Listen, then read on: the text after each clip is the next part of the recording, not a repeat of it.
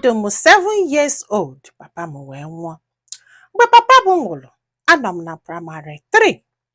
Mana mama m na-akụzi nkụzi, ife a na-akwụ ya dị very little, just 6,000 then.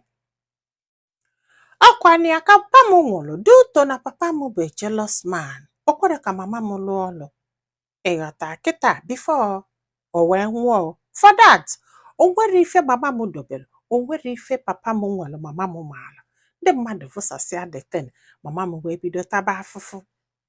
O wee nweta ọlụ na praịmarị school ebe m na-agụ akwụkwọ ka m gụsị praịmarị 3. Duto na mama agbankwụnwe ụgwọ akwụkwọ, o wee sị m bịa ka m gụba praịmarị 5 ebe nyanwa na-akụzi. Ya wee chekọba praịmarị 5 o. Wee gụsịa, wee banye 6, gụsịa 6. N'afọrọ ego common entrance ya ga-eji wee baa high school. Na o nwekwe uncle ahụ bụ onye kwụọlụ nwanne ya nwaanyị nke adafa ụgwọ common entrance, ịghọta na.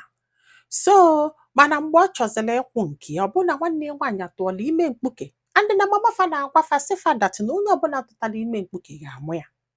Na o nwere ife kwutelie. O kwugide nwanne ya nwaanyị atụta ime mkpuke. Na before onye tụbalịa ji wee sị na ya ma nne ya na afọ ime elugo 5 months, na ọ bụgodu na ọ chọ ime n'azụ na ọma mmenwuzie. O wee bube afọ ime ebusie nye. Ya nwe inene common entrance na nwa anọ wee tọ n'ọya afụrụ ego, nwa na-achọ ka ọ nwụọ. Ọkụli afọ wee nye ego common entrance. Ya kwesị ha weli wee bujegodo nwa ụlọ ọgwụ. Wee weli wee buje nwa ụlọ ọgwụ. Agwọsịala nwa afọ ma bata nwụrụ.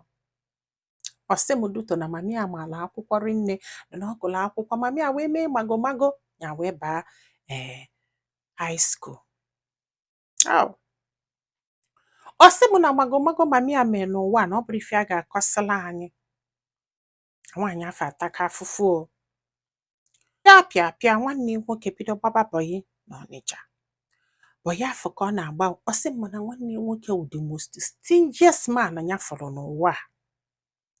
Na nwanne nwoke na mgbe a na-agwa anyị ife a, na ife eji esi ofu ite ofe bụ 500 o, ite ofe akara aka o. Ọ sị m na nwanne nwoke ahụ na ife ọ na-enyefe mgbe afọ bụ gịnị 150 naira iji wee si ite ofe o. Na ifefa ga-eme fa gote ọkọrọ 550 naira, fe gote ụgụ 50 naira, fe gote mmanụ 50 naira. N'ọkwa ife eji esi ofe o. Ọ gwụsị ife eji esi ofe na nwanne nwoke edosiala alụlụ maanị na ọkwa ọ pụọ n'izu rijusi afọ o. Ọ ga-abata ogolo garị ife ọbụla fesite na efe elie. Ọsị m nne na fatasiala afụfụ. Na ọkwa janwasị ya sị mami anya akpọnye eke azụ ọnya na akwụkwọ ka alụlụ Ọnịcha, still nwanne nwoke kwere etinye na school. Na nwanne ya nwaanyị nke tọrọ ya direct, okwu ekwu ka ọ gụọ akwụkwọ maka ụmụ nwoke eme na-enye anya.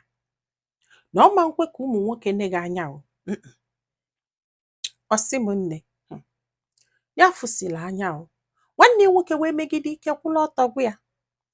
Ọ gwarọkwa ya na a ga-akpọji Ebonyi na ife a nụzikwa one day onye bịa ka ọ sị na ọ sị ya ka o jee ebe dị nwa na ife a nwetazila onwe ya bụ na Ghana ebe a na-agba bọyị. Ọ sị m na nwaanyị a nọ Dubai mana obezi na Ghana. Nwaanyị a ga-akụrịa ife ya na ụmụ ya mee ife ọkụsị anya nke oke, ọkụ ọnya nke ugo, ọkụ ọnya nke nkechi.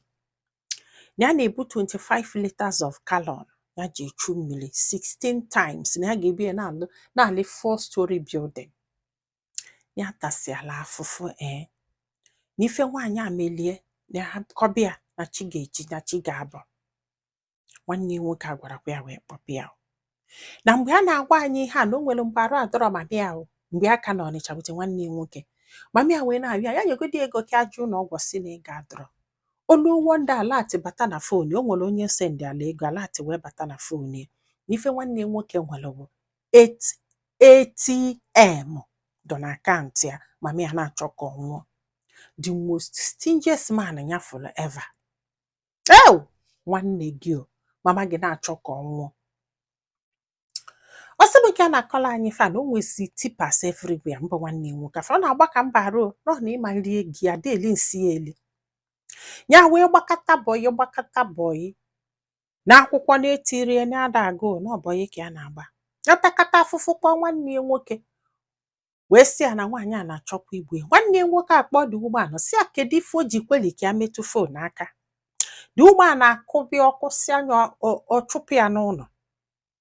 Nwanne ya nwoke mana kedu ife ị ga-eme n'anya nwa ka ha ji wee melụ na ife o kwuru bụ final until nwanne ya nwaanyị wee nụọ di wee dị ime wee na-achọ onye ga-ekuli ya nwa. Ụmụ nwanne ya nwaanyị a wee chọrọ ya wee bịa Ghana wee bịa ka ọ kpọrọ ya. Nwaanyị ajụ ya na ya na-agba wee fịọchagide mgbe o ji wee kwalụ wee kpọnye ya nwanne ya nwaanyị ya wee ka na-ekele Chukwu wee na-asị na chi emeela ife ọma ka ya jee ka ome na ya mụrụ na nwanne ya nwaanyị na ekwensu nke nwaanyị a dị elu ka dị mma na ọnya nwa bụ onye isi ndị ekwensu ya nwa na-eme meeting ya nwa bụ general overseer ndị ekwensu ya mee ife.